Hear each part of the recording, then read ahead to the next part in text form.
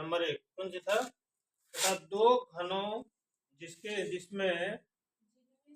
जिनमें से प्रत्येक का आयतन 64 सेंटीमीटर क्यूब है के संकलन फलकों को मिलाकर एक ठोस बनाया जाता है।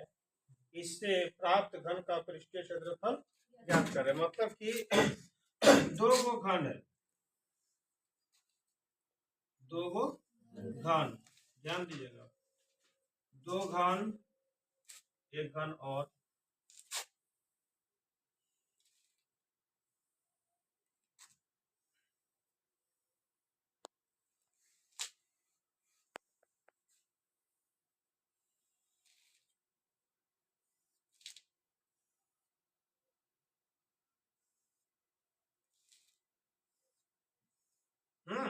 एक घन ये है और एक घन ये, दो गो घन है।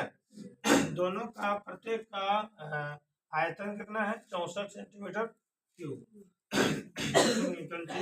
दिया गया है कि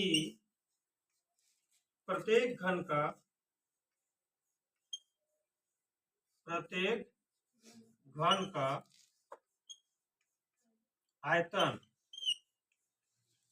आयतन बराबर 64 सेंटीमीटर क्यूब।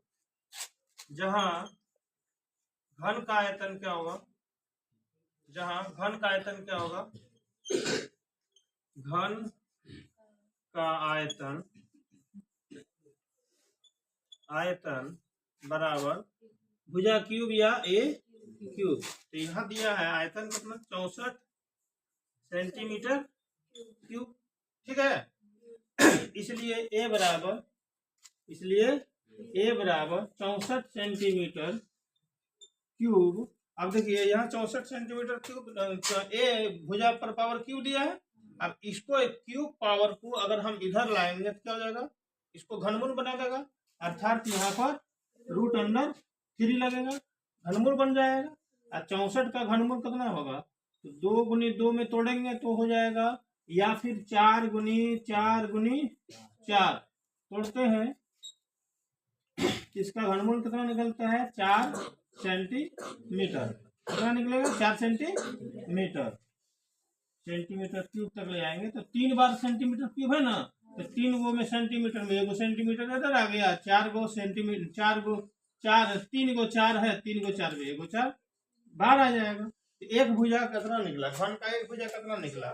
4 सेंटीमीटर। ऊंचाई भी हो जाएगा 4, इसका चौड़ाई भी हो जाएगा 4, इसका भी चौड़ाई ऊंचाई सब हो जाएगा 4। तो घनाभ के लिए क्या होगा? लंबाई 4 सेंटीमीटर जोड़ 4 सेंटीमीटर बराबर 8 सेंटीमीटर। मतलब देख लीजिए, लंबाई हो गया कहाँ से कहाँ तक? यहाँ से यहाँ तक। तो घन का एक भुजा यहाँ से यहाँ तक कितना है? 4 सेंटीमीटर। यहाँ से यहाँ तक कितना है? 4 सेंटीमीटर। ये घनाभ का टोटल लंबाई कितना हो गया? 8 सेंटीमीटर। ऊंचाई कितना है? 4 सेंटीमीटर। H इक्वल टू कितना हो जाएगा? 4 सेंटीमीटर। हाँ, अभी बेस चौड़ा, इसका आधार कितना होगा? आधार कितना है? 4 सेंटीमीटर। 4 सेंटीमीटर। तो हमको ज्ञात कौन सी करना है? तो घनाभ का पृष्ठीय क्षेत्रफल या कुल पृष्ठीय क्षेत्रफल क्या होगा? 2 गुनी LB plus BH plus HL।